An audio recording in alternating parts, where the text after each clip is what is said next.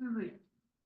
If the arch stands upright, the higher located arch is not needed for correction.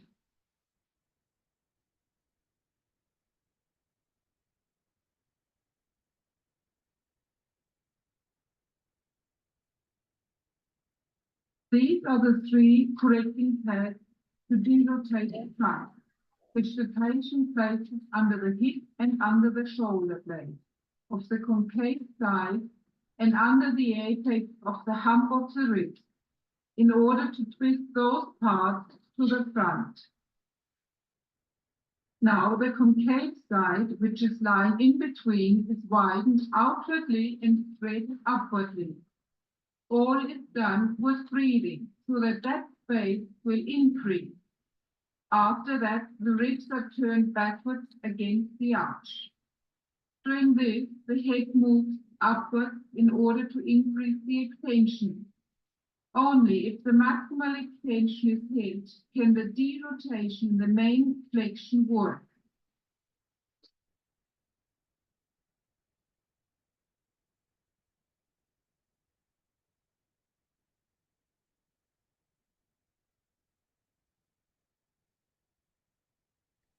The patient has a right-sided thoracic convex idiopathic scoliosis. The left hip deviates to the outside, which again increases the right-sided hangover of the hump of the ribs. In order to derotate the pelvis while bending the trunk forward, a correction pad is placed under the right hip. The patient now turns his right chest to the front upwards and inwards. Everything is done in a stretching manner. Then follows the torsional breathing on the concave side, which should place the ribs backwards. The shoulder girdle on this side, however, must be brought forward so that the right placing can occur. From the side view, to show the correction of the rib cage in front, to the left outer side and upwards and backwards. Those are the turning angle movement of the ribs. However, turn to the opposite side.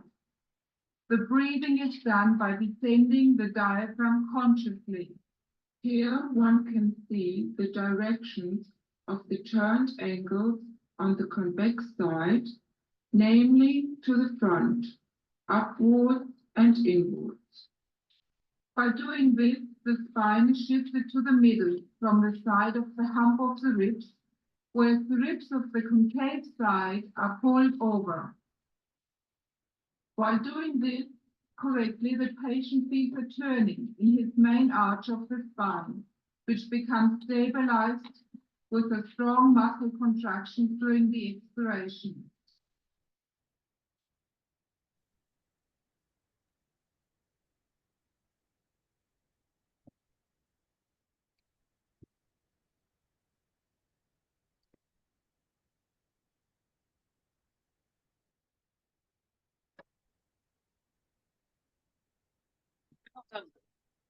하려고 해. 근데 영어 공부예요? 순서는 생각도 안 해.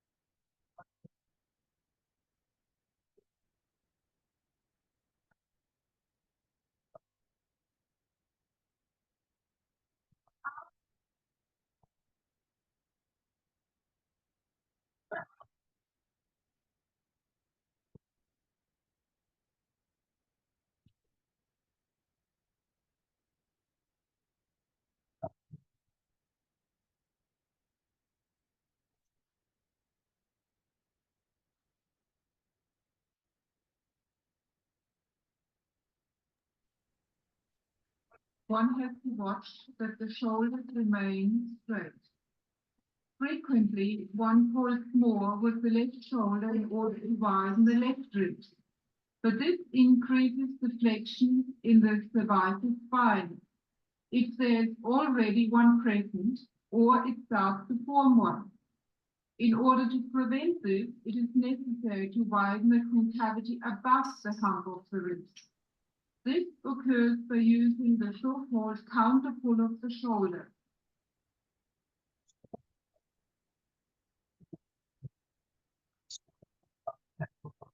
영상이 한 개가 더 남아 있는데요. 요거까지 마저 보고서는 바로 오늘 노출 타입의 측만증에 대해서 강의를 시작하도록 하겠습니다. 제가 임의적으로 들어오셨을 때 음성이 나오게 되면은 이제 음소거를 해놓기 때문에 네, 그 부분 참고하셨으면 좋겠고요. 마지막 요 머슬 실린더 운동 영상까지 좀 보도록 할게요. A 16-year-old girl with a stiff thoracic scoliosis and a strongly overhanging hump of the ribs with muscles which below that point are atrophied. During the exercises, especially the inactive muscles below the hump of the ribs are put to work. These muscles now obtain a supporting function, that is, they are trained for length and force. The patient has to check with his hand frequently during the exercises if the desired muscles are actually working. In these, favorable starting positions are woven into the correction for the pelvis and the shoulder girdle, as well as the torsion and angle breathing. Stretching the head up and out of the shoulder girdle stretches also the spine. As counter hold, it is necessary to use the push with the heel, which is the fifth correction of the pelvis. All these corrections are done with a conscious, slowly carried out diaphragmatic breathing and an all-round tension of all muscles.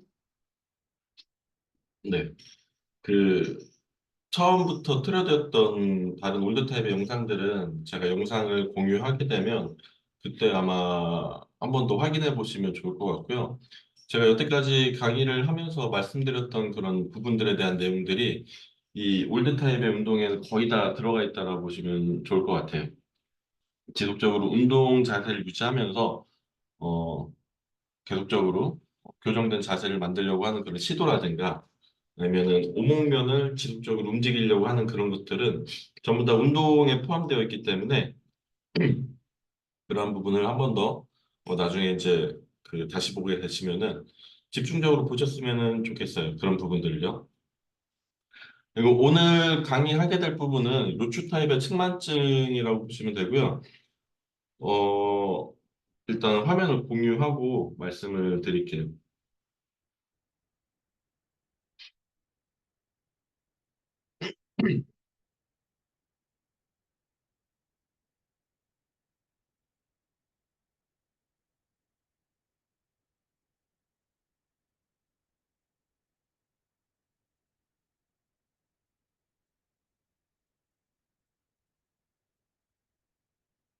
크게 오늘 강의에서 제가 전달해 드릴 부분은요. 요추 타입의 측만증에서 카운터 틸트랑 관련된 부분이에요. 아마 이제 첫날에는 제가 정확하게 이제 논리적으로 설명해 드리지 못한 부분이 있는데 그날 이제 설명해 드리지 못했던 부분을 오늘은 이제 이 강의에서 좀 말씀을 드릴 수가 있을 것 같고요. 제일 중요한 것 중에 하나는 요추의 카운터 틸트라고 보시면 될 것 같아요. 요추 타입의 측만증을 이제 파악하고 치료하는 데 있어서요. 두 번째는 이 부분은 따로 측만증이 원서에 나와 있는 내용은 아닌데요. 늘 제가 이제 입버릇처럼 요즘 얘기하고 다니는 것 중에 하나가 고관절의 상태에 대한 얘기를 많이 하는데 저희가 실질적으로 측만증이 있는 분들이든 골반이 틀어져 있는 분들이든 확인해야 되는 것들 중에 하나는 저는 지속적으로 고관절과 어떤 골반의 상태에 대한 것들을 강조를 많이 하고 있어요. 그러한 것들이 우연히도 이 원서에 있는 내용에 의심할 수 있게 하는 내용들이 나와 있어서 그 부분을 좀 빨리 같이 볼까 해요. 어, 그래서 저희가 첫 주차에 들었던 내용 중에 일단 첫 번째로 기억해 보셔야 될 게 하나 있어요. 이 첫 번째 있는 그림이 뭐냐면요. 요추의 카운터 틸트에 대한 그 그림이라고 보시면 됩니다. 저희가 기억해야 되는 거는 이쪽이 포지티브 카운터 틸트입니다. 이쪽이 네거티브고요. 포지티브와 네거티브의 그 기준이 되는 건요. 제가 요추 4번과 5번의 그 기울기가 기준이 된다고 말씀을 드렸어요. 일단 기본적으로 요추 4번과 5번이 이 위쪽에 있는 흉추 커브에 오목면으로 기울어져 있으면은 오목면으로 기울어져 있는 경우에는 저희는 요추에 틸트가 있다라고 일단 간주를 하는데 이 4번과 5번이 이렇게 동일하게 기울어져 있는 게 아니라 약간의 그 기울어짐이 차이가 나면서 요추 5번이 덜 기울어져 있으면은 저희는 이거를 포지티브 카운터 틸트라고 얘기를 했고요. 이 포지티브 카운터 틸트가 있는 경우에는 요추 타입의 측만증이 아닌지 확실하게 이제 의심을 할 수 있는 하나의 기준이라고 말씀을 드렸어요. 이와는 반대로 요추 4번과 5번이 이 옆에 있는 그림처럼 평행하게 기울어져 있으면 이거는 네거티브 카운터 틸트가 되는 겁니다.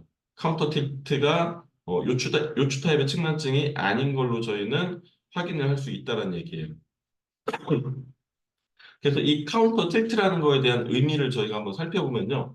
단순히 요추 4번과 5번이 이렇게 더 기울어졌다, 덜 기울어졌다, 이렇게 생각하시는 게 아니라 이 요추 1번부터 3번까지 이렇게 하나의 커브가 있는 거라고 보시면 돼요. 그리고 이 3번 아래로 4번과 5번 그리고 천골이 하나의 커브를 형성을 하는 거예요. 저희는 그래서 이 아래쪽에 있는 커브를 요추의 커브에 대한 요천추의 역커브라고 표현을 합니다. 그래서 저희는 이 요추의 커브 아래 하나의 커브가 더 있다라고 이렇게 간주를 하시면 돼요. 그러면 저희는 위에 흉추의 커브가 하나 있고 견갑대와 경추의 커브가 하나 이렇게 더 있어서 총 하나, 둘, 셋, 네 개. 이렇게 해서 네 개의 커브를 확인할 수가 있게 돼요. 그래서 저희는 이거를 줄여서 포시 또는 조금 편하게 요추 타입의 측만증이라고 표현을 하고 있는 겁니다. 근데 저희가 여기서 좀 생각해 봐야 될 게 있어요. 제가 일부러 이쪽 그림에다가는 장고를 그리지는 않았어요. 저희가 자칫 잘못 생각하면 실수할 수 있는 것 중에 하나가 이 아래에 있는 이 천추는 흉추의 오목면을 향해 있어요. 이렇게 돌아 있는 겁니다. 근데 이 아래 같이 달려 있는 이 다리뼈가 저희 흔히 얘기하는 넙다리뼈가 이 척추의 기울기에 따라서 변화하게 돼 있어요. 장골이 없는 상태에서 지금 말씀드리는 겁니다. 그러면은 저희가 생각했을 때 이쪽 다리가 오른쪽이죠. 이쪽이 왼쪽이고요. 오른쪽 다리가 더 길 것이다라는 그런 생각을 할 수가 있거든요. 근데 재밌게도 이 옆에 있는 그림을 한번 같이 봐볼게요. 이 옆에 있는 그림 보면은 이건 제가 그림을 뒤집은 거예요. 이쪽이 오른쪽이고 이쪽이 왼쪽입니다. 옆에 있는 그림과 마찬가지로 이 요추 부위에 왼쪽으로 볼록한 커브가 있고 이 아래쪽에 4, 5번 그리고 천골에 역커브가 있는 거라고 보시면 돼요. 재밌게도 이 오른쪽에 골반의 높이가 더 높아져 있어요.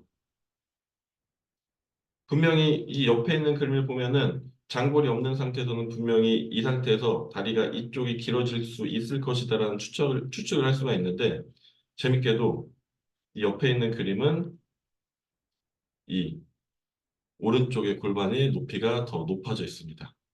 뒤에 나오는 실제 요추 타입의 측만증이 있는 분들의 그 사진을 봐도 이 오른쪽의 골반이 높아져 있어요. 과연 이걸 저희는 어떻게 해석할 건지에 대해서 제가 지난번 강의할 때까지는 이걸 어떻게 설명을 드려야 될지 사실 이제 좀 난감했었는데 다행히도 이게 어제 엊그제 여러 가지 생각을 하면서 요 그림이 하나 떠올랐어요. 저희는 이 골반에 안테리어 틸트, 포스테리어 틸트라는 걸 한번 참고해 주시면 좋을 것 같아요. 자, 이렇게 골반이 뒤로 도는 거를 포스테리어 틸트라고 표현을 하고요. 반대로 앞으로 도는 거를 안테리어 틸트라고 얘기를 합니다. 근데 저희가 눈여겨봐야 되는 거는 이 관골부예요. 아세타블럼입니다.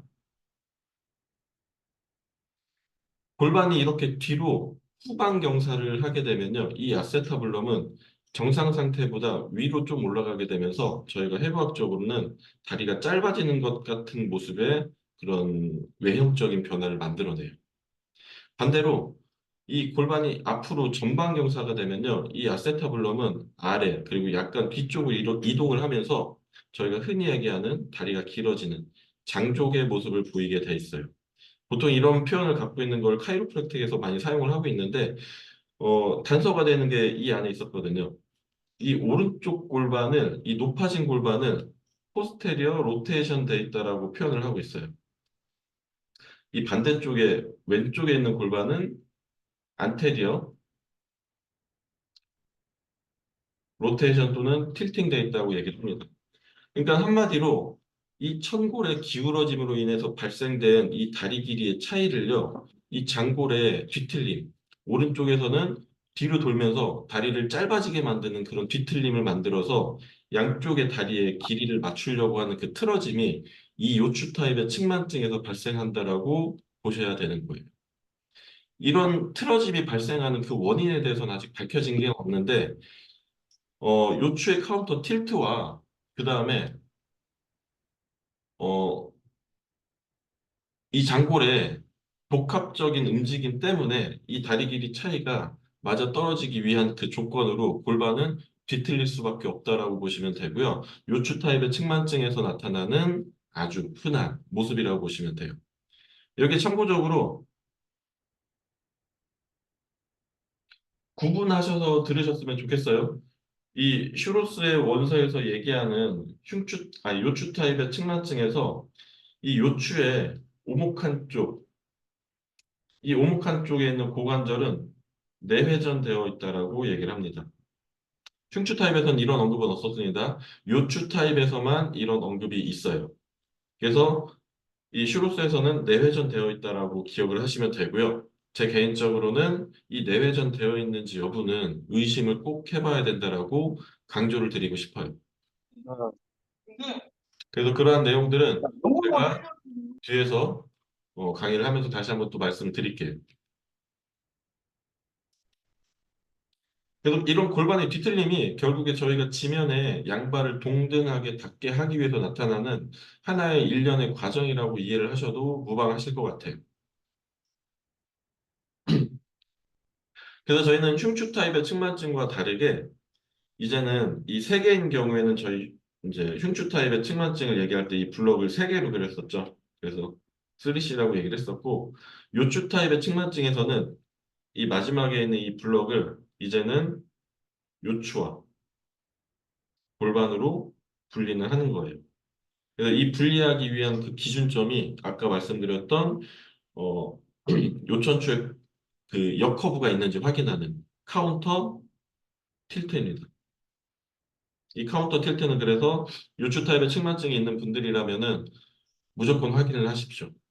물론 이렇게 시각적으로 봤을 때 어, 골반이 오른쪽으로 빠져 있기 때문에 또는 요추의 이 오목면 쪽으로 빠져 있거나 또는 흉추의 볼록면 쪽으로 빠져 있기 때문에 그냥 암기하듯이 이건 요추 타입의 측만증인지 아닌지 이렇게 단순하게 알 수도 있긴 하지만요. 저희는 이제 전문가이기 때문에 하나의 더 엄격한 기준으로 요추의 카운터 틸트를 꼭 확인하시면 좋을 것 같아요.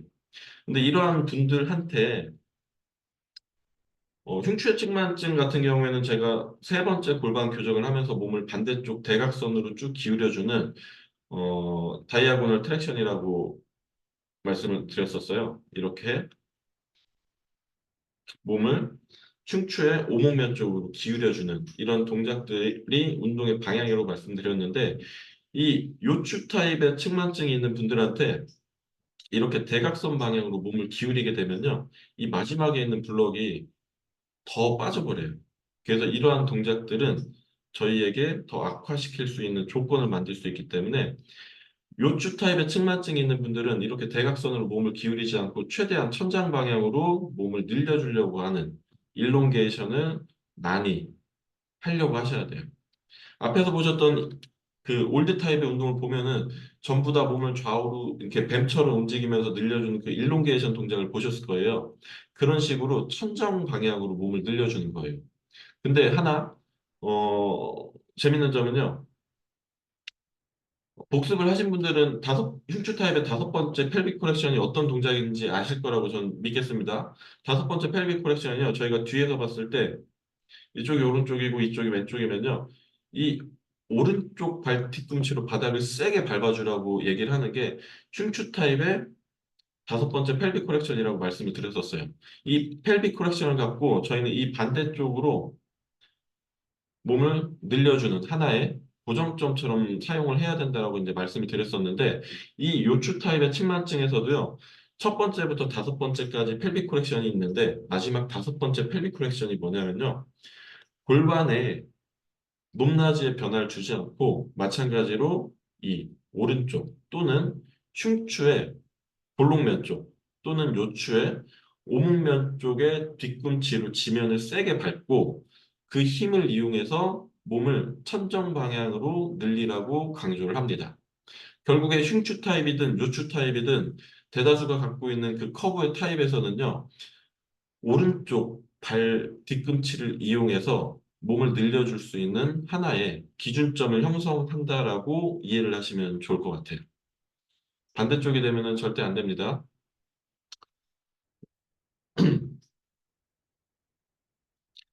어, 그 슈로스가 분명 어떤 정말 좋은 측만증 교정 운동 중에 하나이지만 늘 고민하는 것 중에 하나는 사람의 몸을 분석하는 데 있어서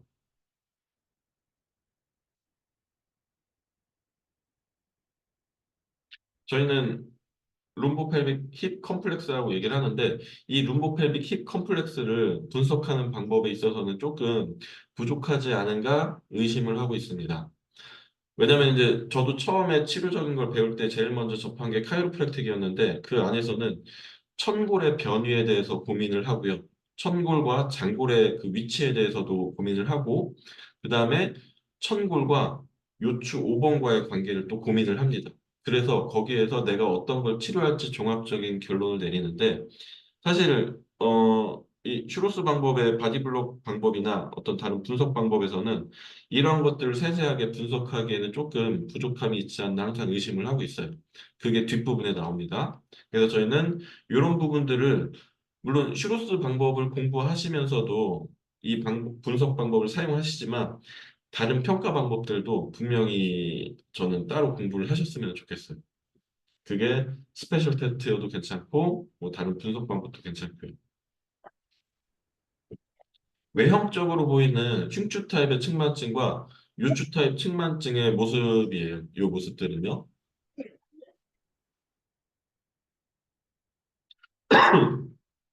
이쪽이 흉추 타입의 측만증의 모습이고 이쪽이 요추 타입의 측만증의 모습이에요.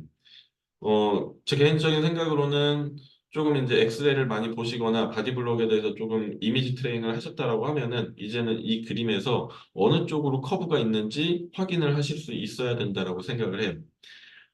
당연히 이 흉추 타입의 측만증에서는 오른쪽으로 볼록하고 왼쪽으로 요추에 커브가 있고 골반이 한쪽으로 빠져 있는 모습을 이제 가상의 선을 그릴 수가 있으셔야 돼요. 오른쪽으로 흉추가 볼록하기 때문에 이쪽으로 무게가 다 실려요. 그리고 재미있게도 흉추 타입의 측만증에서는요, 골반의 틀어짐을 많이 목격할 수가 없습니다. 약간의 틀어짐은 있지만, 그게 요추 타입의 측만증의 골반의 틀어짐에 비하면은 좀 약한 수준이에요. 반대로 이 옆에 있는 사진을 보시면요, 그냥 외형적으로 봤을 때 이 흉추 부분은 아무 일도 없을 것 같지만, 저희는 이렇게 오른쪽으로 볼록한 흉추의 커브를 하나 그려야 돼요. 그리고 왼쪽으로 커브가 있고 골반은 이렇게 오른쪽으로 빠져 있는 모습을 보실 수가 있어요. 이 요추에 오목면 쪽으로 체중이 다 실리기 때문에 왼쪽 다리에 체중이 다 실린다라고 보시면 되고요. 외형적으로 봤을 때 이분들은 이 골반의 엉덩이 좌우의 간격이 달라져 있는 걸 확인하실 수가 있습니다. 흉추 타입에 비하면 조금 더 도드라지게 확인할 수가 있고요. 저희가 이렇게 엉덩이가 접히는 부분은 글루티얼 폴드라고 합니다. 이 글루티얼 폴드의 높낮이의 차이도 확인을 할 수가 있기 때문에 이러한 부분을 갖고 골반의 높낮이라든가 아니면은 골반의 어떤 모양에 대한 차이점이 있다라는 거를 육안으로 확인할 수가 있어요. 육안으로 확인하신 다음에 무조건 엑스레이 한 번 더 확인하셔야 됩니다. 육안으로 확인하고 단정 지으시면 나중에 곤란하실 수도 있어요.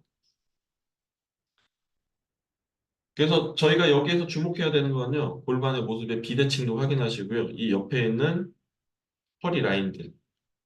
이 라인들도 저희가 외형적으로 확인할 수 있는 골반의 방향을 확인할 수 있는 그 방법이라고 보시면 돼요.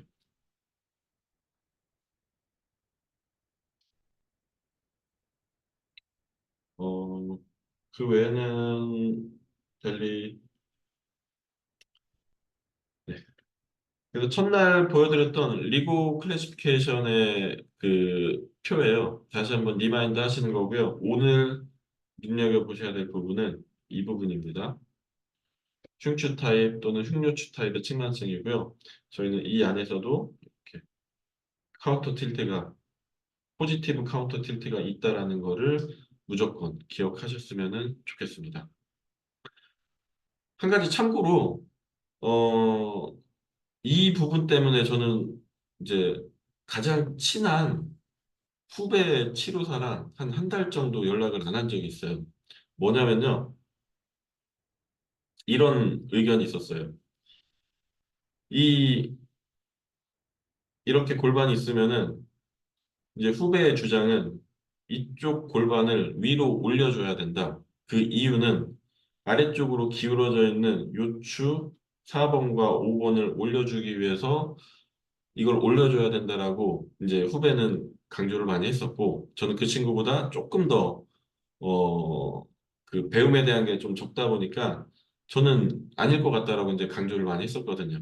그래서 의견에 대한 충돌이 있어서 한 달 동안 얘기를 안 한 적이 있었어요. 이제 최근에는 제가 최근이 아니라 한참 전에 다시 연락을 해갖고 다시 교정을 해줬죠. 우리가 보고 있는 책 중에 골반 교정의 5번째 펠빅 코렉션이 이런 의미를 갖고 있다 해서 결국에는 이제 납득을 시켰습니다. 제가 강조하고 싶은 점은 뭐냐면요. 저희는 이 골반의 높낮이를 높이거나 낮추려고 노력을 해선 안 된다라는 의미로 받아들이시면 좋을 것 같아요. 이 골반은 있는 그대로 냅두면서요. 이 위에 있는 요추의 모습을 조절하려고 하는 게, 그러니까 물론 골반도 가만히 냅두는 게 아니라 교정 위치에 두고서는 그거는 고정을 해놓고 이 위에 있는 요추를 다시 교정하려고 하는 게 우리가 지금 배우고 있는 슈로스의 컨셉이거든요. 그렇기 때문에 저는 그 오리지널한 컨셉을 그대로 따라야 된다고 생각을 해요. 그래서 저는 이 높낮이를 맞추려고 노력을 하기보다는 교정된 자세에 놔야 된다라고 이렇게 생각을 해주셨으면 좋겠습니다.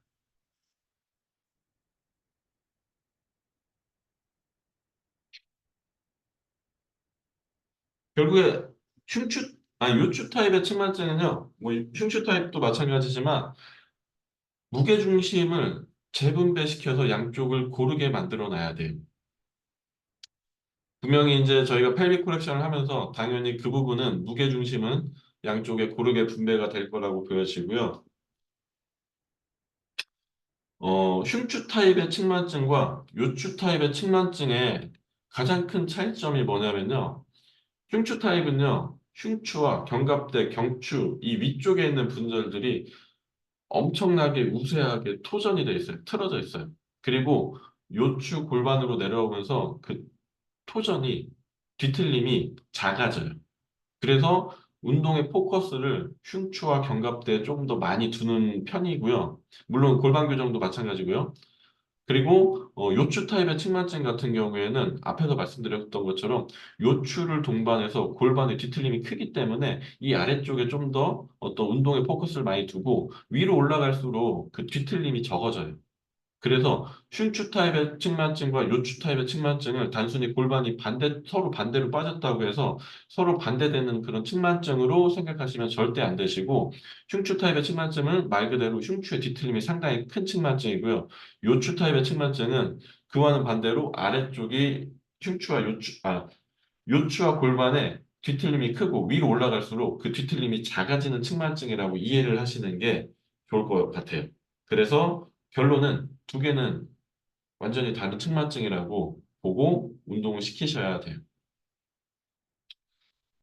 어, 되게 재밌게도 제가 이제 이 부분을 그 원서를 써머리하면서 재밌게 본 것 중에 하나예요.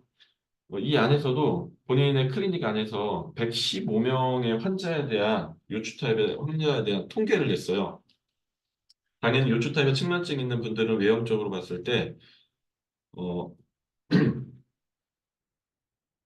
이렇게 오른쪽으로 요추의 오목면 쪽으로 골반이 빠져 있는 모습을 대다수에서 이제 외형적으로 확인할 수가 있어요. 근데 이분들이 되게 재밌게도 통계를 냈어요. 115명의 환자 중에서 흉추가 오른쪽으로 볼록한 환자들, 그러면 요추는 왼쪽으로 볼록하겠죠. 그리고 골반은 오른쪽으로 이 흉추의 볼록면 쪽으로 튀어나와 있겠고요. 그 퍼센테이지를 봤더니요. 이 흉추의 볼록면 쪽으로 골반이 튀어나온 환자는 94.7%라고 얘기를 합니다. 자, 그리고 오른쪽으로 튀어나온 환자 중에서 오른쪽으로 튀어나온 분들이요.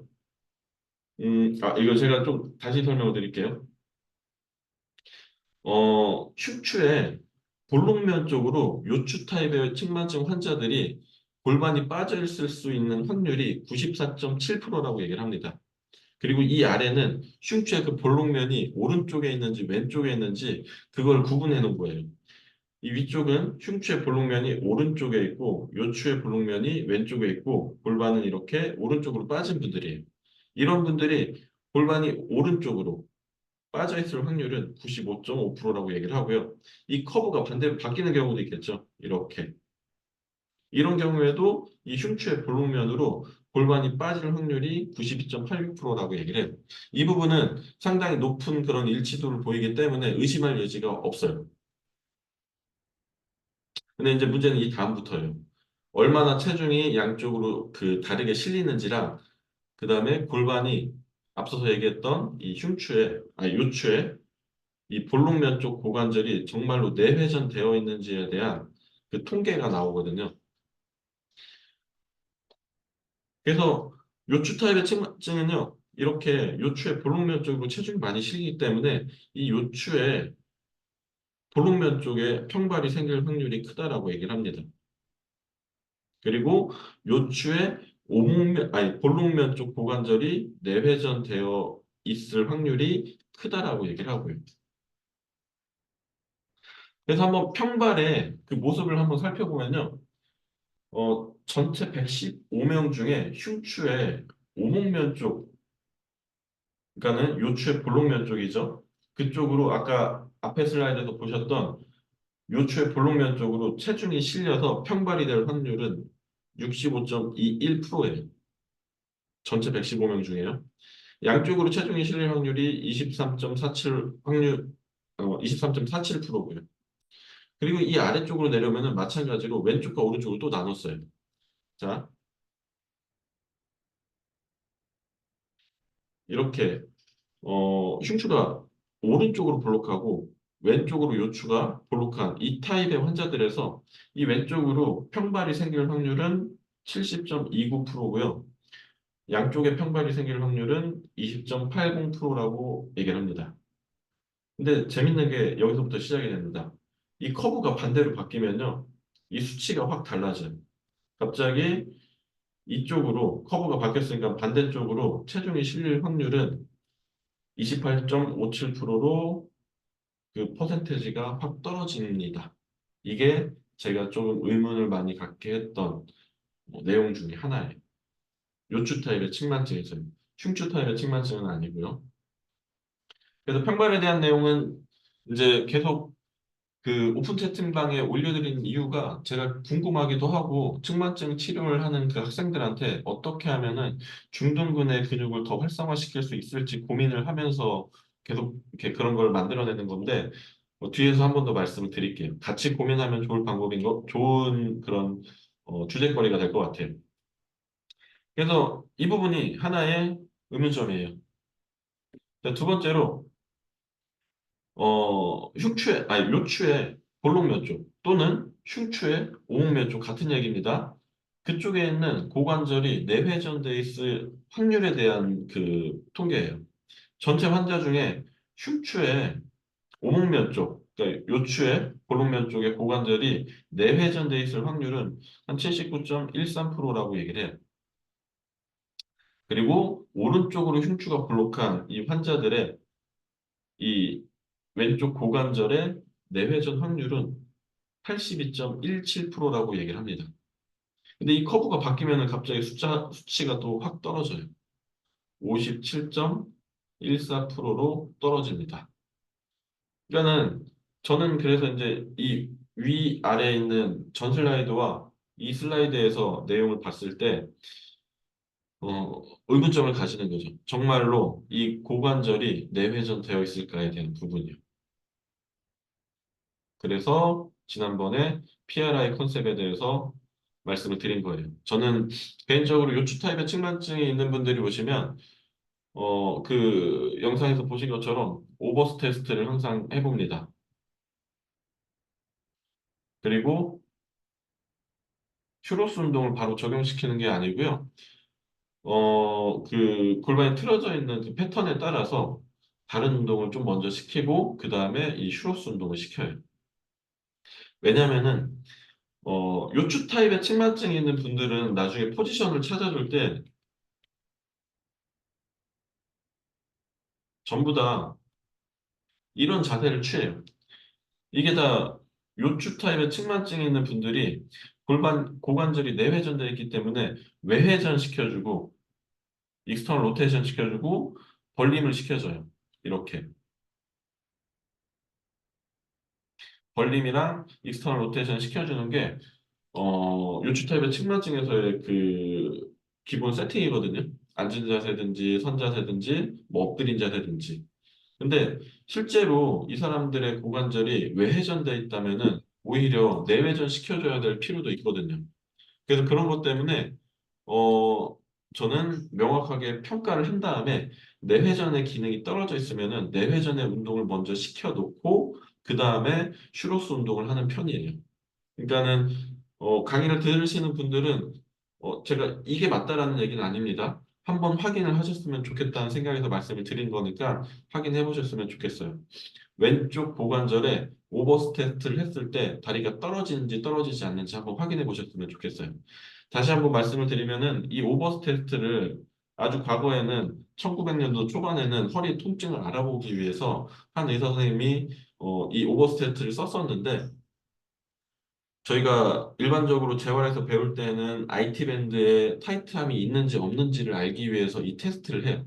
근데 최근에는 이걸 IT 밴드에 타이트함이 있는지 없는지를 보는 것보다 고관절, 그러니까 아세타블론과 그 피모 헤드가 서로 얼마나 일치하고 있는지 아니면 일치하고 있지 않은지를 확인하기 위한 방법으로 사용하기 때문에 이 테스트를 이거 해보시고 내외전 상태인지 내외전 상태가 아닌 외회전 상태인지를 구분하셔서 측만증 운동에 적용을 하셨으면 좋겠어요.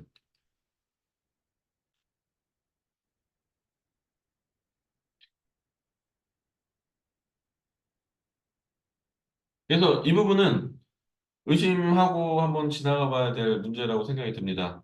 물론 이 책이 쓰여진 시점이 뭐 1970년대 이후인데 지금과는 과학기술이 많이 이제 차이가 나기 때문에 어떤 인사이트의 차이가 있을 수도 있는데 그럼에도 불구하고 아직도 저희는 현장에서 이 내용을 그대로 운동을 시키고 있기 때문에 한 번 더 확인하고 바꿀 사항은 좀 더 진보할 수 있게 바꿔줘야 된다고 생각을 해요. 그래서 이 슈로스 원서에 나온 이 골반이 내회전되어 있다라는 거를요, 왜 이 사람들이 이런 생각을 했을지에 대한 게 상당히 궁금했어요. 이제 그게 왜 그러냐면요. 이 골반의 사진을 한번 같이 볼게요. 이쪽은 이제 저희가 앞에서 본 모습이기 때문에 이쪽이 왼쪽이 되고 이쪽이 오른쪽이 됩니다. 이 골반 전체가 한쪽으로 이렇게 횡단면상에서 도는 걸 저희는 로테이션이라고 표현을 해요. 근데 이 로테이션의 방향이 아니, 왼쪽에서 오른쪽을 향해서 이렇게 회전을 하면은 저희는 라이트 로테이션이라고 얘기를 해요. 그래서 이 슈로스 컨셉 안에서는 골반이 라이트 로테이션, 오른쪽으로 전반적으로 회전이 되기 시작하면요. 이 아래 딸려 있는 고관절이 그냥 같이 돌아간다고 생각하고 있어요. 같은 방향으로. 그래서 내회전된다라고 표현을 하고 있기 때문에 이 안에서는 요추 타입의 측만증이 있는 분들의 고관절을 내회전된 상태라고 표현을 하더라고요. 이러한 이유 때문에요. 그래서 골반의 이제 이러한 부분은 맞아요. 이쪽이 저희가 이 블록이 앞에서 봤던 앞에서 봤던 블록을 생각해 보시면 돼요. 여기가 오른쪽이고 여기가 왼쪽이 되겠죠? 이 좁은 곳은 제가 전방으로 회전한다고 했죠. 왼쪽은. 그래서 이러한 부분은 이 설명과 일치를 하는데 이 고관절에 대한 부분은 다른 해석이 꼭 필요하십니다. 이 슈루스 책을 보다 보면은 제일 많이 어떤 그 레퍼런스를 가져온 데가 이분이에요. 뭐 루빗이라고 읽을 수도 있는데 어떤 분은 레빗이라고 읽기도 하시더라고요. 이 안에 이분이 먼저 써놓은 책을 보면요. 요추 타입의 측만증이 있는 환자에서 약 80% 이상이 요천추에 역커브가 있다라고 얘기를 하고 있어요. 그래서 저희는 무조건 역커브를 확인하는 게 좋다라고 얘기해 드리는 거예요. 이 사진을 한번 눈여겨보시면 좋겠어요. 아까 말씀드렸다시피 요추 타입의 측만증인데요. 골반의 높이가 이렇게 기울어져서 이렇게 천골은 비록 오른쪽이 아래로 떨어져 있지만 골반은 이 오른쪽이 높아져 있다라는 거를 꼭 기억을 하십시오. 이 골반이 높아져 있다라고 해서 이 천골이 같이 높아져 있는 그 상태는 절대 아닙니다. 그리고 특징적으로는요, 이 왼쪽에 있는 장골이 안테리어 로테이션 돼 있어요. 제가 좀 표현을 같이 쓸게요. 안테리어 틸팅 돼 있거든요.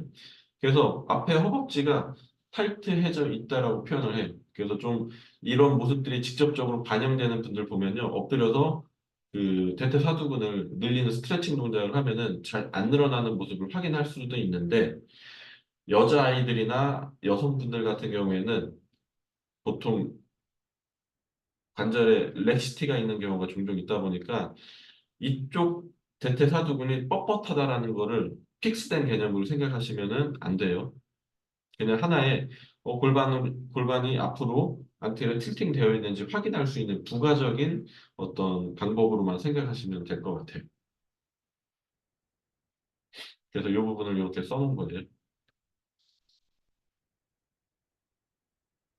그래서 실제로 요추 타입의 측만증도 펠리 코렉션을 하는데 처음에 이렇게 요 손으로 이 손은 그냥 가만히 두기만 하는 게 아니고요. 실질적으로는 요추에 있는 이 볼록면에 척추를 잡고 오목면 쪽으로 이렇게 밀어주고요. 이 손으로는 골반을 반대 방향으로 밀어줘요. 그래서 이 중립을 맞추려고 하는 게 펠빅 코렉션 중에 하나예요. 요추 타입에서. 거울을 보고서는 양쪽의 허리 라인과 골반의 중심을 맞춰놓고 이 부분이 혼자 능동적으로 잘 유지가 된다고 하면은 그 다음에 이렇게 막대를 잡고 운동 중에 아래로 이렇게 밀어주면서 중립된 자세를 유지하고 척추를 최대한 천정 방향으로 늘려주는 그런 운동 방법들을 많이 시행을 합니다.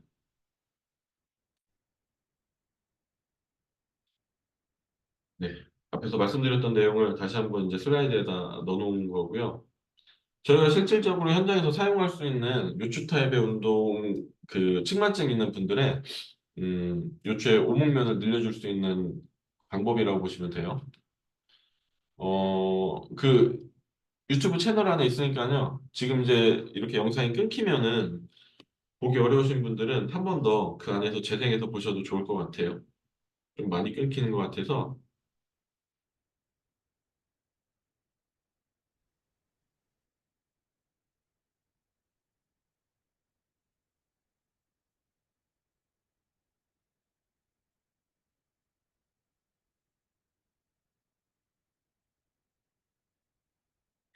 이렇게 치료사가 흉추가 보상작용이 일어나지 않도록 본인의 어깨를 이렇게 고정을 해놓고요. 그 다음에 골반을 아래쪽으로 내려줘서 오목면을 늘리는 하나의 스트레칭 방법 또는 뭐 와이드닝 방법이라고 보시면 될 것 같아요. 근데 저라면은 이런 동작도 하고요. 이렇게 아래로 내려주면서 이 요추의 오목면을 숨을 크게 들이마시면서 부풀리는 연습을 동시에 시켜줄 수도 있을 것 같아요. 근데 이제 이쪽만 부풀리게 되면은 이 위쪽에서는 보상작용이 또 일어날 수 있어서 사실은 이쪽도 부풀리고 이 흉추의 오목면도 숨을 크게 들이마시면서 부풀리려고 해서 서로 이렇게 늘어날 수 있게 하나의 힘을 만들어줄 수도 있기 때문에 이러한 방법들도 활용을 하셔도 좋을 것 같아요. 옆으로 누워서도 이렇게 쿠션을 대고 직접 좌우로 손으로 스트레치를 시켜줄 수도 있습니다. 이런 것들은 저희가 운동을 하기 이전에 직접적으로 시켜줄 수 있는 하나의 뭐 매뉴얼 방법 또는 스트레칭 방법으로만 이해를 해주셔도 돼요. 마찬가지로 호흡을 동반해서 같이 하셔도 좋을 것 같아요. 들숨에 치료사가 옆으로 양옆으로 늘려주는 거죠. 단순히 이걸 하고 끝이 아니라 이 동작이나 이 움직임을 하면서 환자는 자기의 그 요추의 오목면이 늘어난다는 걸 꼭 인지를 하고 느끼셔야 됩니다. 아까 첫 번째 보셨던 운동인데 이렇게 혼자 능동적으로도 할 수도 있기 때문에 이 부분도 한번 그 채널 안에서 보셨으면 좋겠어요. 이게 첫 번째 올드 타입 운동을 재생시켜 드릴 때는 지금 호스트가 되는 데스크탑에서 틀어드렸는데 지금 이 영상이 나오는 이거는 노트북에서 지금 틀고 있는데 노트북이 영상이 좀 느린 것 같아요. 그래서 유튜브 채널에서 한번 더 확인하셔서 보셨으면 좋겠어요.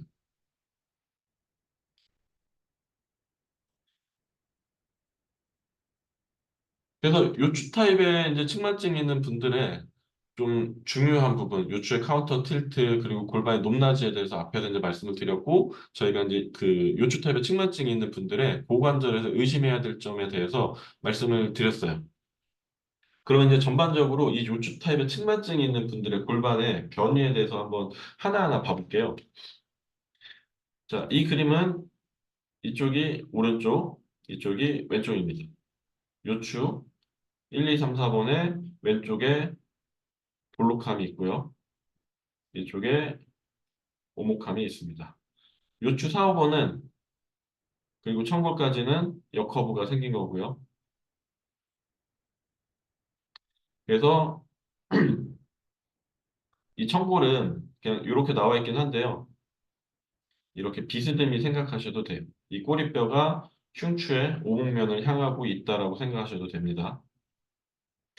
그래서 이 2번은 뭐냐면요. 오해하시면 안 됩니다. 이거는 예전에도 몇 번 말씀을 드렸는데 그냥 골반이 올라가 있다라는 의미로 해석하시면 안 돼요. 저희가 업슬립이라는 얘기를 많이 쓰고 뭐 이쪽은 3번은 내려가 있으니까 다운슬립이라는 말을 많이 쓰는데요. 이거는 그냥 골반이 위아래로 움직였다라는 그 의미가 아니라 앞에서 말씀드렸던 것처럼 요 4번과 5번을 확인해 보시면 돼요. 4번은 이쪽 골반이 포스테리어 틸팅 또는 로테이션 돼 있다라고 기억을 하셔야 돼요. 이 왼쪽은 이쪽 안테리어 로테이션 돼 있다라고 또는 안테리어 틸팅 되어 있다라고 이해를 하셔야 돼요. 그래서 서로 반대로 이렇게 뒤틀려 있다라고 보셔야 돼요.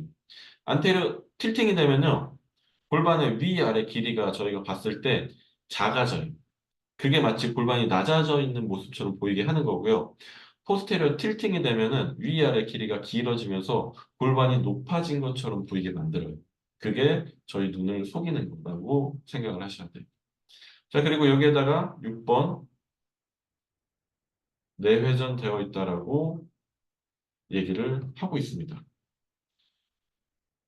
요추 1, 2, 3번은요. 이렇게 오목면 쪽으로 극돌기가 돌아 있습니다. 요추 4번과 5번은 굳이 엑스레이 상에서 어느 쪽 방향을 향해 있는지 확인하기보다는 기울기만 확인하시는 게 좋아요. 너무나도 랜덤하더라고요. 오히려 이런 것들이 제 시야를 흘릴 수도 있기 때문에 기울기만 확인하시면 좋아요. 여기에는 물론 제가 앞에서 설명드렸던 거랑 반대로 이렇게 좀 모양이 나와 있는데 이렇게 생각하시면 돼요.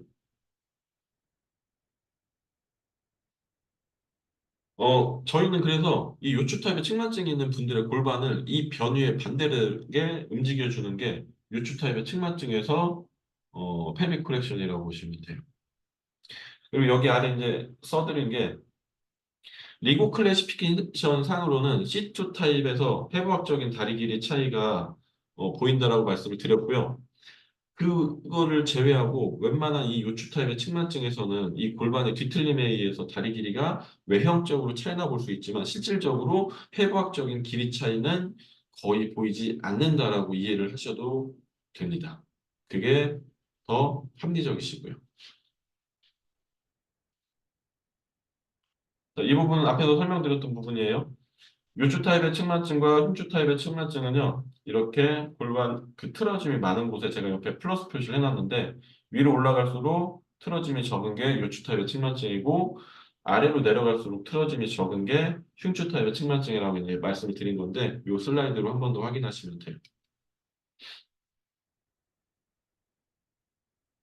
2주차 강의 때 말씀드렸던 내용이에요. 이 골반의 높낮이를 맞추기 위해서 저희가 발 아래다가 어떤 높이를 맞추기 위한 뭐 힐리프트라든가 리프트 장치를 이제 시켜버리면은 이 골반은 로테이션 되어 있기 때문에 다리 길이가 차이가 나고 골반의 높이 차이가 나는 건데 저희는 전혀 다른 그런 처치를 하는 거라서 앞뒤가 맞지 않다라고 말씀을 드렸어요. 그 부분 한 번 더 참고해 주셨으면 좋겠습니다. 이제 앞에서 말씀드렸던 요추 타입의 측만증이 있는 분들을 이제 골반 교정하기 위한 거라고 보시면 돼요. 이 골반 교정은요, 다시 한번 말씀드리면 서 있을 때, 앉아 있을 때도, 누워 있을 때도, 누운 것도 바로 누운 자세, 엎드린 자세 전부 다 포함되고요. 옆으로 누운 자세 전부 다 저희가 앞으로 행하게 될 그 운동에 모든 동작에 포함이 되어 있어야 돼요.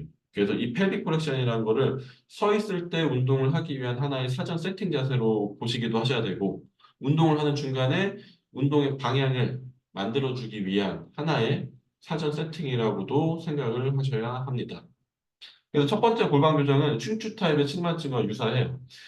골반을 포스테를 로테이션 시키셔서 요추의 전만을 좀 줄여놓는 거예요. 세지탈 코렉션이라는 걸 저희는 하는 겁니다. 요추 부분에서.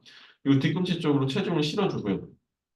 그 다음에 아까 보셨던 것처럼 요추의 볼록면의 고관절을 벌림하고 외회전 상태에 두는 거예요. 사진을 미리 보셨죠? 앉아있을 때 다리를 옆에다 올려놓고 벌려놓은 거예요. 그런 자세를 취해놓고요. 그 상태에서 저희가 뒤에서 확인을 해야 돼요.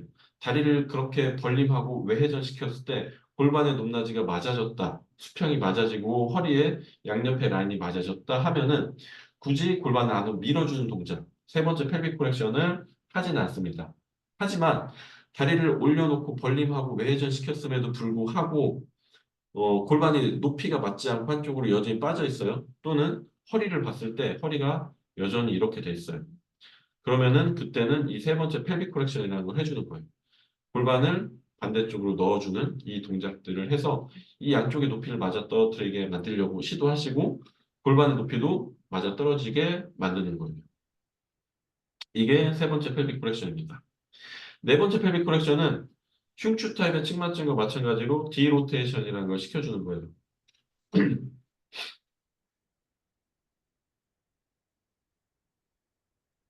블럭 측만증을 공부하는데 여러 가지 방법이 있겠지만 저는 이 많은 내용을 이해하기 위해서 이 내용들을 다 외우지 않고요. 가장 많이 외운 게 이 블락이에요.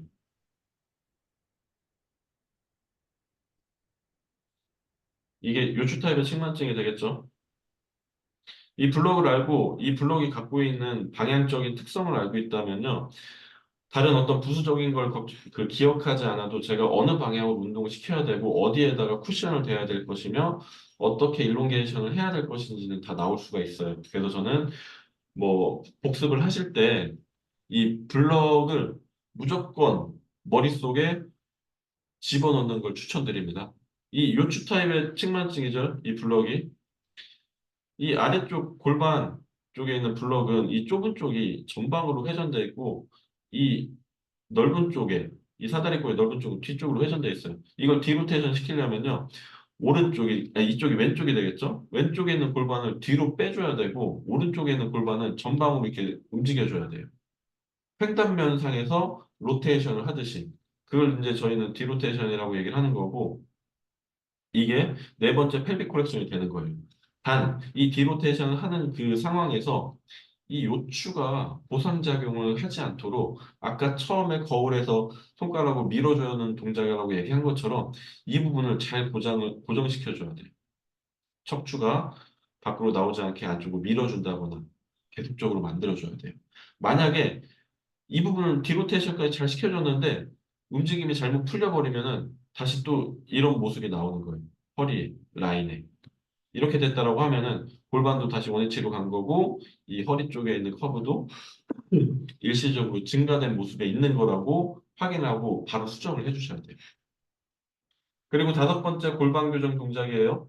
오해하시면 안 되는 게 아까 요추 타입의 측만증에서 요추 타입의 이 오목면을 늘려주기 위해서 저희가 골반을 움직이면서 늘려줬는데 그렇게 늘리기 위한 동작과 저희가 교정을 하기 위한 동작에서 이 골반 높낮이를 만들어주는 거는 차이를 두고 생각을 하셔야 돼요.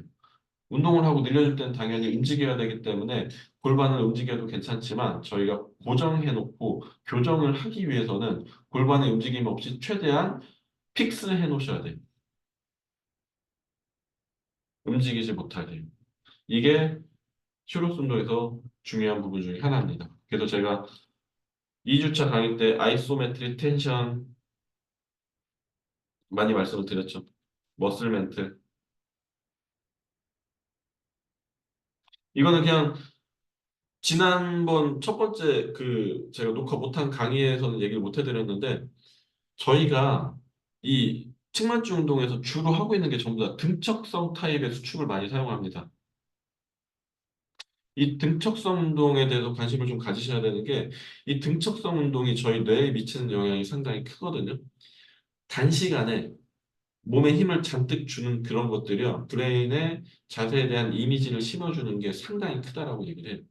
그렇기 때문에 운동의 자세를 잡아놓고 움직이지 못하도록 이렇게 고정을 시켜놓는 등척성에 어떤 힘을 작용시키는 게 정말 중요합니다. 이거는 슈로스 운동뿐만 아니라 다른 재활 운동에서도 저희가 흔히 여러 가지 퍼포먼스 운동을 많이 시키는데 초기 재활에서 등척성 운동 없이 바로 등장성, 등속성 이쪽으로 넘어가 버리게 되면요. 뭔가 나중에 하나 이상한 기능이 발현될 확률이 크더라고요.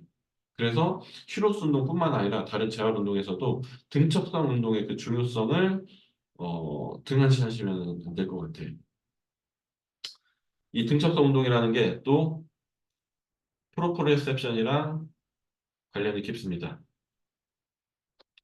아마 다음번 균형 강의 때 말씀을 좀 드릴 것 같아요. 이 부분은요. 이 골반에 내회전되어 있는 것 때문에 다 이 동작을 하는 거예요. 이 요추의 볼록면이 이쪽이고요. 요추의 볼록면. 이 볼록한 쪽 다리가 내회전되어 있다라고 이쪽에서는 판단을 하기 때문에 이렇게 외회전 그리고 벌림 이런 동작들을 시행하는 거라고 보시면 돼요. 이제 궁금점이 하나 있으실 수도 있어요. 저희가 흔히 얘기하는 더블 메이저라고 하는 흉추도 메이저, 요추도 메이저. 그러면은 흉추와 요추의 특징을 다 갖고 있는 분들이기 때문에 이분들은 저희가 여지껏 배웠던 흉추 타입의 운동과 요추 타입의 운동을 전부 다 복합적으로 시키셔야 돼요. 아까 말씀드렸던 거예요. 다섯 번째 펠빅 코렉션을 하면서 저희는 일롱게이션을 머리 방향으로 수직으로 위로 올려줄 수 있게 항상 시도를 하셔야 합니다. 어, 바디블록을 기억하시면은 이제는 저희가 이런 동작을 할 때 자세를 취할 때 여러 가지 이런 발판이라든가 쿠션 같은 걸 대야 되거든요. 그러면은 이제 바디블록을 확실히 아시면 이걸 왜 여기다 뒀는지는 이제 아실 거라고 생각이 들어요. 이 발판은 위치를 어디에 놓느냐에 따라서 득이 될 수도 있고 실이 될 수도 있어요. 저희는 과도한 전만을 만들면 안 되거든요. 과도한 전만을 만들지 않으려면요. 이 발판을 대략 ASIS 근처에 두셔야 돼요. 그리고 다른 그 소개 강의에서는 이 아래쪽에 있는 늑골을 제가 이제 보통 하부 늑골이라고 표현해요. 이 하부 늑골에다가 이렇게 쿠션을 대줘야 돼요. 또는 이렇게 동그란 롤 타입의 어떤 장치를 두기도 하고요. 이렇게 발판을 두게 되면요. 저희는 수동적으로 펠빅을 포스테를 로테이션 시킬 수도 있고 이 전만의 정도를 수동적으로 감소시켜 줄 수도 있습니다. 그러면은 저희가 앞에서 배웠던 펠빅 코렉션이라는 거를 만들어 줄 수가 있는 거겠죠. 자, 그리고 이 팔꿈치에다가도 이렇게 쿠션을 댔거든요. 이 쿠션은 이 상체에 나타나온 블럭의 디로테이션을 위해서 만들어둔 거라고 보시면 돼요. 자, 흉추가 이렇게 볼록하고 견갑대는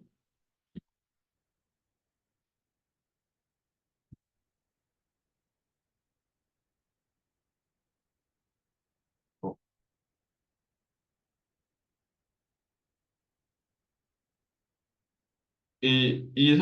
이 엎드린 분의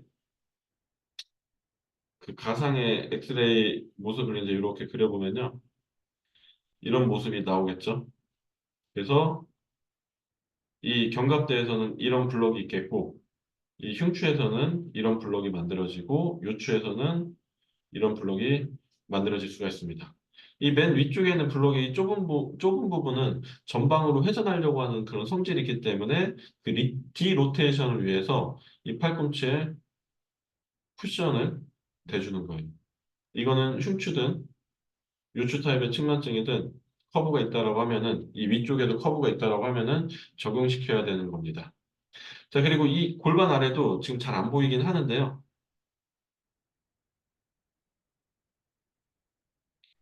자, 요추의 블록과 골반의 블록을 이렇게 그렸어요. 어, 잠시만요.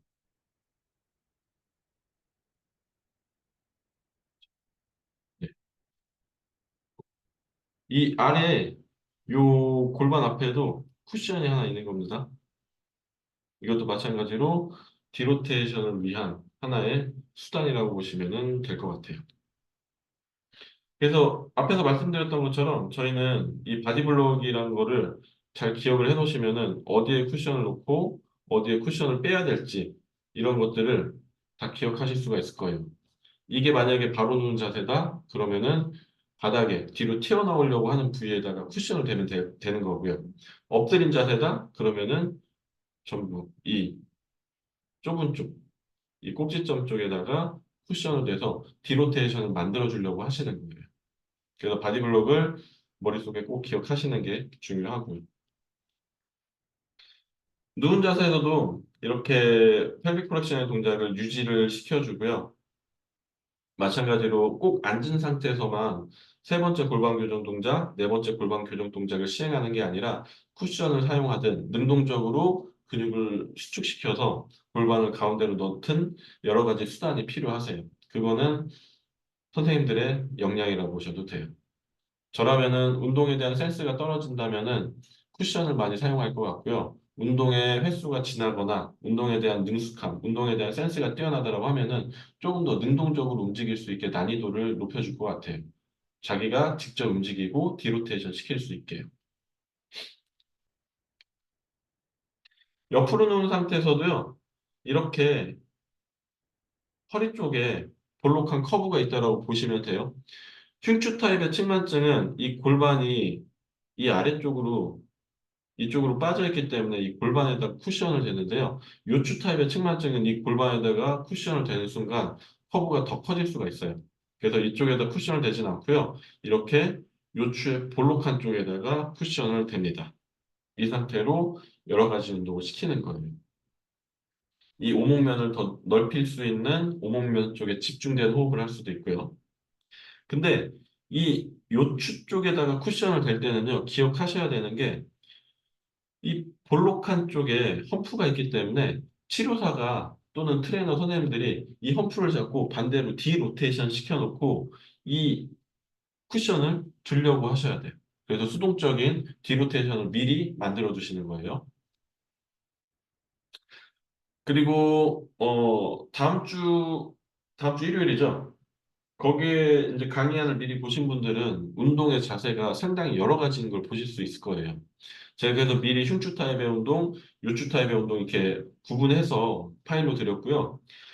요추 타입의 운동은 웬만하면은 앉은 자세, 내발기기 자세, 그리고 이제 이 로우 슬라이딩 포지션 또는 뭐 락킹 백워드 또는 락킹 포워드 하는 포지션이라고 얘기를 하는데 이런 자세에서는 웬만하면 쿠션을 두지 않습니다.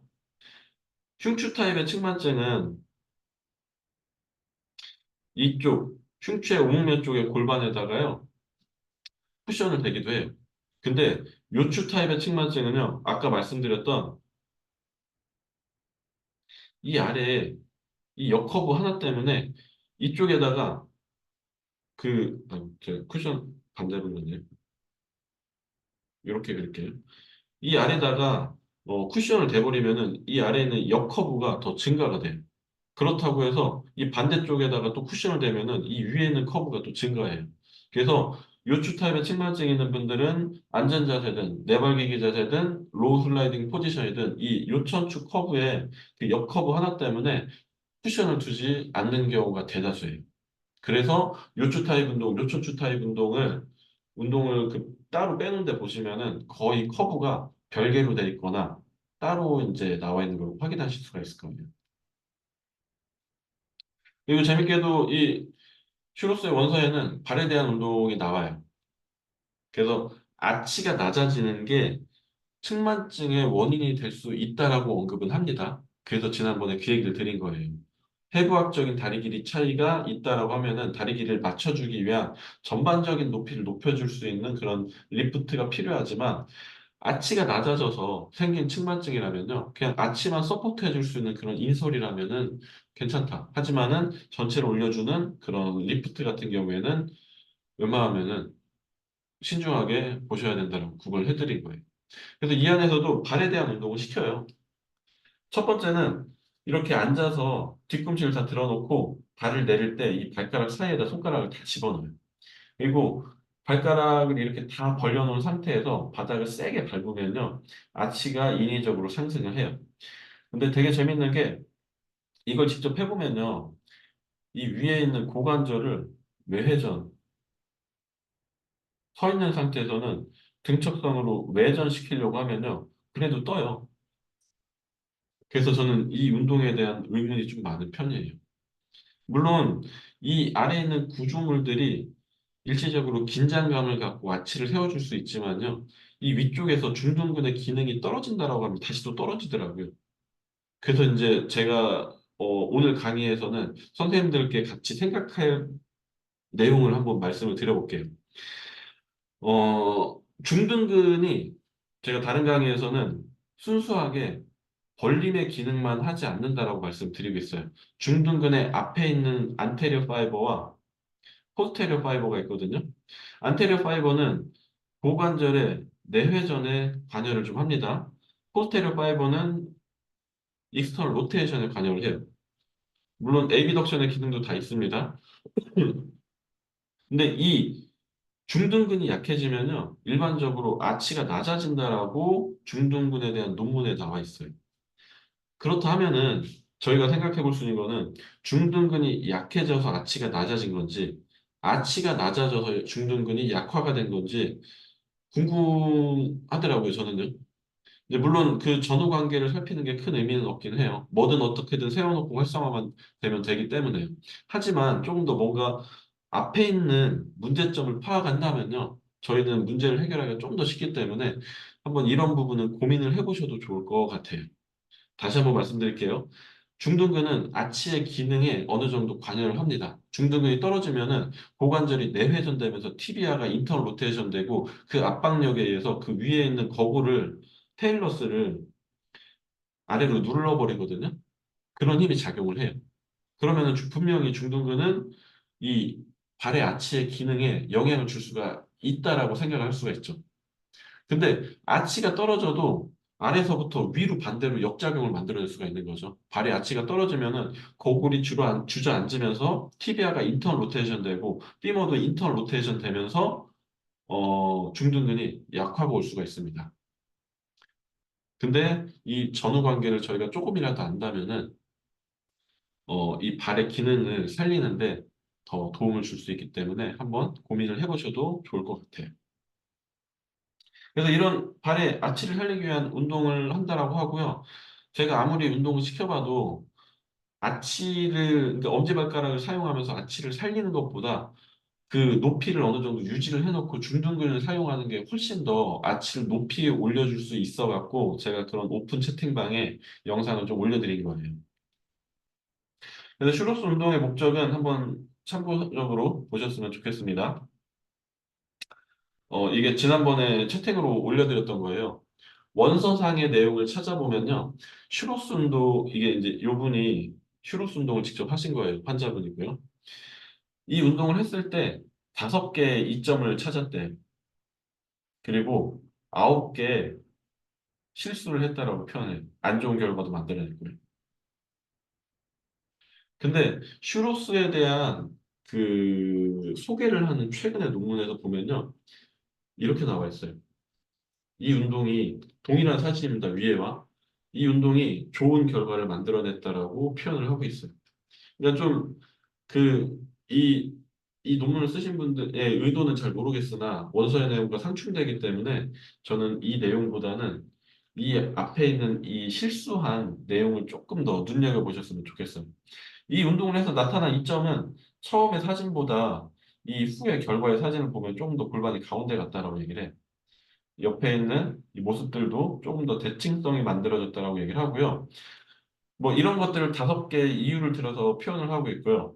9개 실수는 뭐냐면요. 운동을 하는 동안에 이 아래 사진을 볼게요. 제가 이제 계속적으로 강조드렸던 운동을 하는 동안에 경추에 보상작용이 일어나면 안 된다라고 말씀을 드렸는데 이 운동 동작 중에 이 사람은 경추에 보상작용이 일어난 걸 그냥 방치한 거나 마찬가지라고 얘기를 해요. 자, 그리고 거기에다가 결과적으로 골반을 되게 많이 강조하는 이 슈로스 컨셉에서 골반의 중립을 만들어줘야 되는데 오히려 운동 후에 반대로 로테이션 되고 골반이 이렇게 대각선으로 기울어지고 이 요추의 커브가 더 증가하는 안 좋은 결과를 만들었다라고 얘기를 해요. 그래서 저희는 결국에 이 사진을 통해서 말씀드리고 싶은 거는 그거예요. 어떤 운동의 결과가 됐든 간에요. 골반의 이 높낮이를 중립을 만들어주는 게 정말 중요한 것 중에 하나라고 보시면 될 것 같아요. 자, 그리고 어, 이걸 고치기 위해서 이 운동을 많이 시켰대요. 슈루스 선생님이. 이 운동의 결과가 잘못된 걸 고치기 위해서 로테이션 시팅이라는 운동을 많이 시켰다라고 합니다. 그리고 부가적으로 슈루스 선생님은 험프라는 표현을 잘 안 쓰고 매일 들고 다니는 하나의 짐이라는 표현을 많이 썼대요. 험프리를. 이렇게 해서 뭐 이제 저희가 구분하면서 생각해야 될 것들과 좀 의심을 갖고 생각해야 될 것들에 대해서 제가 1시간이 좀 넘었는데 말씀을 드렸고요. 이 영상은 다시 보실 수 있게 제가 7일간 유튜브 채널에 공유를 하고 링크를 올려드릴게요. 보시고서는 저희가 중요한 건 이제 다음 주에요. 아무리 이론적으로 제가 이렇게 막 여러 가지 내용을 말씀드리고 중요한 걸 강조시켜 드려도 이게 온라인으로 진행되는 하나의 스터디이다 보니까 선생님들께서는 이게 맞는 건지 이게 맞는 건지 잘 모르실 거예요. 그래서 다시 한번 강조드리지만 제가 그 채널 안에 올려놓은 최근에 시행하고 있는 슈로스 운동들과 그리고 다음 주에 저희가 그 이미지 트레이닝을 할 여러 가지 운동들에 대해서 직접적으로 한번 해보셨으면 좋겠어요. 이번 주는 이 흉추의 오목면으로 호흡을 하려고 하는 걸 한번 시도해 보셨으면 좋겠고, 요추의 오목면도 호흡을 한번 해보려고 시도하셨으면 좋겠어요. 거기에다가 펠빅 코렉션도 제가 말로만 설명을 해드렸는데, 펠빅 코렉션도 하면서 내 골반의 그 양쪽 허리 라인이라든가 골반의 높낮이를 한번 직접적으로 확인하신 다음에 어차피 그 상태를 유지하고 저희는 모든 운동을 하거든요. 그러니까 그 운동들을 한번 연습하는 방향으로 만들어 보셨으면 좋겠습니다. 제가 오늘 여기까지 강의를 하도록 하고요. 어, 한 3분 정도만 질문이 있으시면은 채팅으로 남겨주셔도 되고 음성으로 남겨주셔도 괜찮습니다. 질문이 없으시면은 저는 요거 회의를 나가기를 할게요. 네, 고생하셨습니다.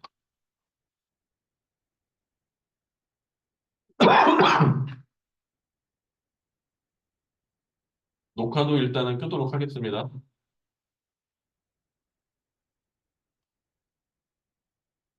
자,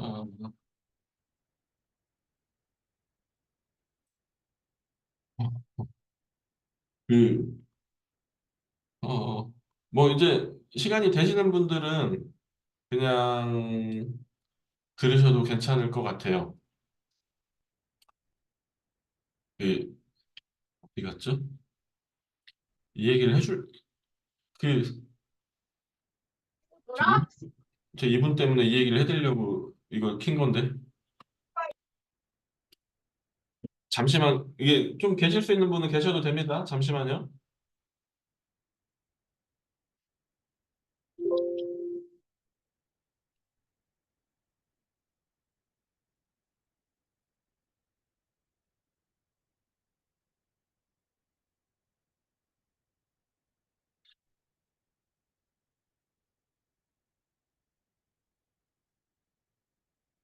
어디 갔죠? 아, 여기 있구나. 네네. 저랑 그 같이 일하는 선생님이, 지금 줌 강의에 들어와 있어서 매번 이제 참여를 하고 있는데, 선생님이 한 두 번인가 세 번 정도 같이 일하면서 물어본 적이 있어요. 이제 뭐 측만증 치료와 아니면 일반적인 환자를 치료하는 데 있어서 일반적인 환자도 어느 정도 마일드한 커브가 있으면 슈로스 운동을 진행하는지에 대한 것들을 저한테 물어본 적이 있어요. 근데 저는 현재 제가 시행하고 있는 거는 엄격하게 구분을 나눠요. 측만증이 특별성 측만증이 확실한 분들은 여지껏 강의해드렸던 슈로스 운동이나 그와 유사한 운동들을 최대한 많이 시키려고 하고요. 이제 저는 치료하면서 두 부류로 나뉘어요. 이제 이렇게 특발성 측만증 있는 사람과 측만증은 아닌데 후천적으로 몸이 틀어지기 시작한 사람들을 나누거든요. 그에 대한 그런 분들이 이런 분들이에요. 외형적으로 보셨을 때. 보면은 상당히 많습니다. 오늘도 제가 토요일인데 다섯 분을 치료했는데 다섯 분 중에 세 분은 이 타입의 몸을 갖고 계세요. 뭐 이제 거북목이다 아니면 뭐 스웨이백이다 이거랑은 전혀 다릅니다. 그냥 몸이 한쪽으로 그냥 아예 다 돌아가 있는 분들이에요. 엎드려 있으면 오른쪽에 있는 기립근이 확 튀어나와 있기도 하고요. 그림에서 보시는 것처럼 아무 이유 없이 견갑골이 이렇게 양쪽에 차이가 나는 분들이에요. 이런 분들이 너무 많아요. 그래서 저는 두 부류로 나눠서 지금 이제 제가 공부하면서 치료하고 있는 이 방법의 하나, 패턴, 그리고 나머지 하나는 흑발성 측만증, 이렇게 크게 두 부류로 나눠서 이러한 분들을 따로 치료를 해요. 근데 이러한 분들이 어떤 특징이 있냐면요. 저희가 호흡에 대한 강의를 아마 한 달이나 두 달 후에 할 것 같은데, 몸에 하나의 패턴이 만들어지면요. 음, 이렇게 저희가 숨을 쉴 때마다 몸으로 들어오는 호흡이 달라져요. 오른쪽 폐와 왼쪽 폐로 들어오는 폐가 달라지거든요. 그게 오른쪽으로 이렇게 숨이 들어올 때 오른쪽은 이렇게 아래로 잘 들어가고 왼쪽이 이렇게 동반돼서 아래와 위쪽이 들리는 호흡을 저는 그냥 라이트 비시 패턴이라고 생각을 하고 치료를 해요. 근데 가끔 디스크는 아닌데 이게 호흡의 패턴이 바뀌는 분들이 있습니다. 이런 식으로요. 그러니까는 지난번에 논문을 하나 올려드렸었는데 T4 신드롬이라고 해서 이게 디스크는 아니고 손은 저리고 뭐 디스크도 정상이고요. 이런 사람들한테 호흡의 방향을 바꿔주는 그런 방법을 많이 써요. 그래서 어 지난번에 수업을 들으셨던 분이 한 분 계시네요. 풍선을 한번 불었었는데 이러한 식으로 풍선 부는 것도 저도 직접적으로 시키긴 합니다. 이런 자세는 아니더라도 여러 가지 이제 제가 부풀리려고 하는 부위를 만들어 놓은 자세에서 날숨에 풍선을 불 수 있게 이렇게 만들어요. 지금 요거는요, 왼쪽 등을 더 튀어나오게 하기 위한 하나의 방법이라고 보시면 돼요. 측만증 치료할 때도 간간히 쓰기는 해요. 이쪽을 더 부풀리게 만들고 유지하는 그런 단계에서요. 근데 개인적으로는 그 특발성 측만증보다는 일반적으로 몸이 한쪽으로 다 돌아가 있는 그런 분들한테 이러한 훈련 방법들이 조금 더 유용했습니다. 어? 화면이 안 보였나요?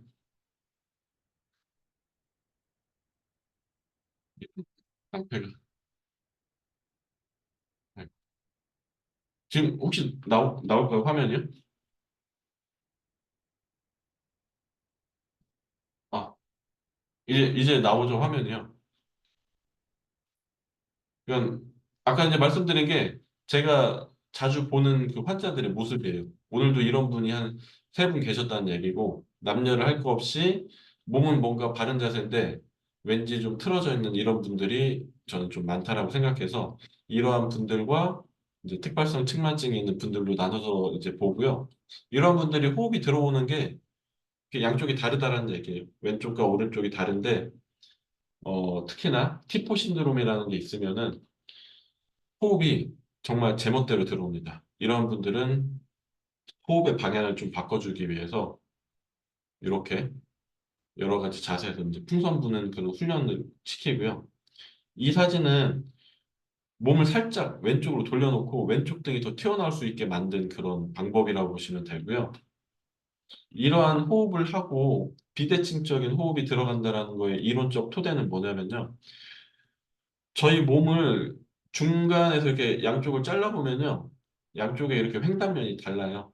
그래서 호흡이 들어오는 그 양이나 방향도 다르기 때문에 기본적으로 저도 마찬가지고 여기에 들어오신 모든 분들이 아플 수 있는 그런 가능성, 비대칭이 될 수 있는 가능성을 다 갖고 계세요.